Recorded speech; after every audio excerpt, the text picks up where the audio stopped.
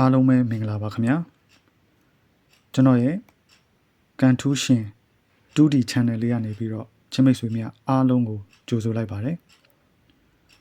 ကျွန်တော်ရဲ့ဒီ channel လေးอ่ะဆိုရင် 2D ကိုဝါသနာပါကြတဲ့ချင်းမိတ်ဆွေများအားလုံးကိုရည်ရွယ်ပြီးတော့ကျွန်တော်ရဲ့ဒီ channel လေးကနေပြီးတော့ဗီဒီယိုလေးတွေကိုကျွန်တော်အခမဲ့ free တင်ပေးသွားမှာဖြစ်ပါတယ်ခင်ဗျာအဲ့တော့ကျွန်တော်ရဲ့ဒီ channel လေးကိုဗီဒီယိုတင်တိုင်းကြည့်လို့ရအောင်ကျွန်တော်ရဲ့ဒီကန်ထူးရှင် channel လေးကို like and subscribe လေးလုပ်ပေးဖို့အတွက်လည်းမြတ်တာရက်ခံပါတယ်ခင်ဗျာအဲ့တော့ကျွန်တော်ကတော့ဒီဗီဒီယိုလေးမှာဒီရှေ့တစ်ဘက်ကထွက်ထားတဲ့ကဏ္ဍထွက်စဉ်တွေအပေါ်မူတည်ပြီးတော့ဒီတစ်ဘက်မှာဘယ်ကဏ္ဍလေးတွေပို့ပြီးတော့အားကောင်းတယ်ဘယ် break လေးတွေเนาะလုံးမိုင်ပေါ့စသဖြင့်ပေါ့အဲ့ဒါလေးတွေကိုကျွန်တော်ကရွေးချယ်ပြီးတော့ကျွန်တော်တင်ပေးမှာဖြစ်ပါတယ်အဲ့တော့ဒုတိယဝါသနာပါတဲ့ချင်းမိတ်ဆွေများကကိုယ်မှာရှိတဲ့ကဏ္ဍလေးတွေနဲ့တိုက်ဆိုင်မှုရှိခင်ယူဆော့လို့ရပါတယ်ခင်ဗျာအဲ့တော့ကျွန်တော်ဒီဗီဒီယိုလေးမှာယခုလာမယ့်တပတ်စာ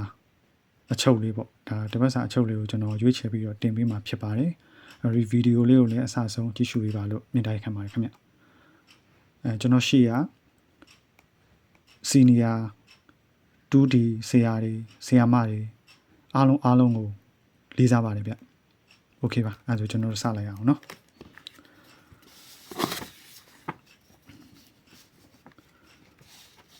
အဲ့တော့ကျွန်တော်တို့ဒီတစ်ပတ်မှာ24ရက်3လနေပြီးတော့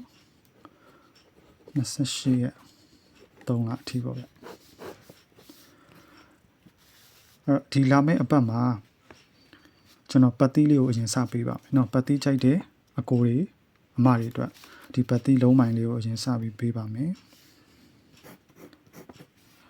เนาะပထမဦးဆုံးပတ်သီးလေးကိုအရင်စပေးရမယ်ဆိုရင်ကျွန်တော်ဒီတစ်ပတ်မှာအားကောင်းတဲ့ပတ်သီးလေးကတော့ချင်းမိတ်ဆွေများ6ပတ်သီးဖြစ်ပါတယ်6ပတ်သီးရဲ့နောက်ဒုတိယအနေနဲ့က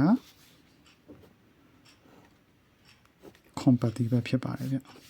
တော့6ပတ်သီးနဲ့ခွန်ပတ်သီးဟာဒီတစ်ပတ်မှာဒါအားကောင်းတဲ့လုံးမိုင်တွေဖြစ်ပါတယ်ဗျအဲ့တော့မိတ်ဆွေတို့ကကိုယ်အကြိုက်တူတယ်ဆိုရင်ယူကစားကြပါဗျเนาะအဲ့တော့နောက်တစ်ခုကျွန်တော်အကြံဉာဏ်လေးပေးချင်တာပေါ့เนาะအကြံဉာဏ်လေးပေးချင်တာကဒီပတ်သီးဆိုရင်လေပတ်သီးနှလုံး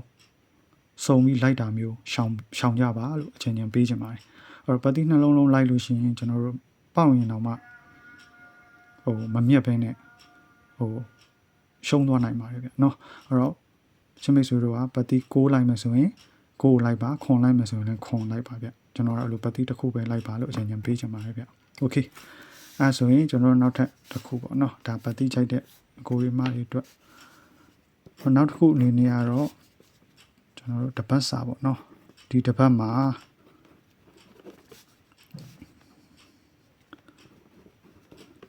เนาะဒီတပတ်မှာ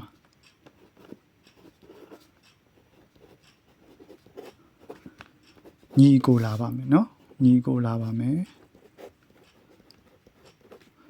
เนาะတပတ်စာညီကိုလာပါမယ်အဲ့တော့ညီကိုကြိုက်တဲ့ချင်းမိတ်ဆွေများကတော့ဒီတပတ်မှာညီကိုဆော့လို့ရပါတယ်ဗျာเนาะအဲ့တော့ပတ်သီး6ပိုင်းခွန်ပိုင်းနောက်တစ်ခုကတော့ဒီတပတ်မှာညီကိုလာပါမယ်အဲ့တော့နောက်တစ်ခုကတော့ကျွန်တော်ချင်းမိတ်ဆွေများကိုတပတ်စာ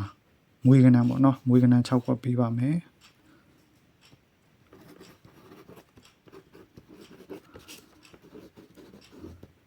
ဒါတော့တပတ်မွေးပေါ့เนาะ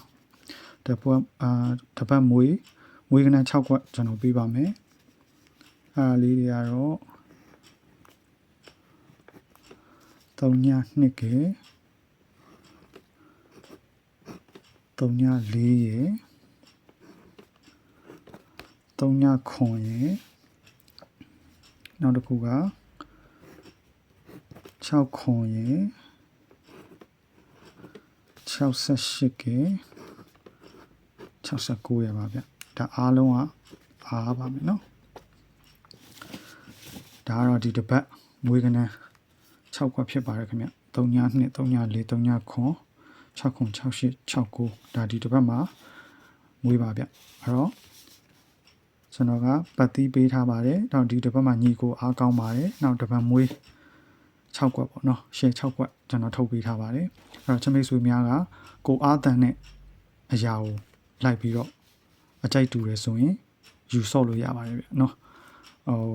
ချမိတ်ဆွေများတို့တခုမေတ္တာရက်ခံချင်တာကကျွန်တော်တို့လောင်းကစားလုပ်တယ်ဆိုတာကတော့အနိုင်ရှုံးဆိုတာရှိပါတယ်ဗျနော်အဲ့တော့အနိုင်ရှုံးကိုလက်ခံနိုင်မှသာလေဒါဒူးဒီဆော့တာပို့ပြီးတော့ကောင်းပါမယ်ဗျနော်အဲ့တော့ဒါကတော့ဒီတစ်ပတ်မှာပေါ့နော်အားကောင်းတဲ့ကဏ္ဍလေးတွေ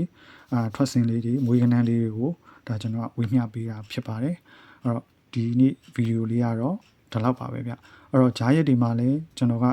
ဒီကဏ္ဍထွက်လာတဲ့ထွက်စင်လေးတွေကိုကြည့်ပြီးတော့ဘယ်ကဏ္ဍလေးတွေထပ်ပြီးတော့အားကောင်းလဲဆိုတာကိုကျွန်တော်မျှဝေပြီးတော့ကျွန်တော်ထပ်ပြီးတော့ဗီဒီယိုတင်ပေးပါအောင်မယ်ဗျအဲ့တော့ကျွန်တော်ရဲ့ဒီဗီဒီယိုလေးကိုလည်းlike and subscribe လေးလုပ်ပေးဖို့ထပ်ပြီးတော့မေတ္တာရက်ခံပါတယ်ခင်ဗျာအဲ့တော့နောက်ဗီဒီယိုကြရင်ကျွန်တော်တို့ပြန်ပြီးတော့ဆုံကြပါမယ်เนาะအဲ့တော့ကျွန်တော်ရဲ့ချစ်မိတ်ဆွေများအခုလာမယ့်အပတ်မှာ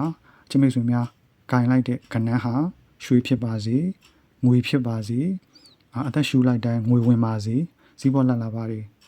ပေါ်ကျွယ်ဝပါစေလို့ကျွန်တော်ဆုတောင်းပေးပါတယ်เนาะအဲ့တော့ကျွန်တော်ရဲ့ဒီကဏ္ဍလေးတွေလည်းအကုန်လုံးပေါ့เนาะအောင်ပါစေလို့လည်းကျွန်တော်ထပ်ပြီးတော့ဆုတောင်းပေးပါတယ်ချစ်မိတ်ဆွေများအကြိုက်တူတယ်ဆိုရင်ယူဆော့လို့ရပါတယ်ဗျเนาะဟုတ်ကဲ့ပါအဲ့ဒါဆိုကျွန်တော်တို့နောက်ဗီဒီယိုမှာပြန်ပြီးတော့ဆုံတွေ့ကြပါမယ်ဒီနေ့ဗီဒီယိုလေးကတော့ဒီလောက်ပါပဲဗျအားလုံးကိုကျေးဇူးအများကြီးတင်ပါတယ်ကြည့်ရှုပေးကြတဲ့အတွက်အားလုံးတက်တာပါဗျ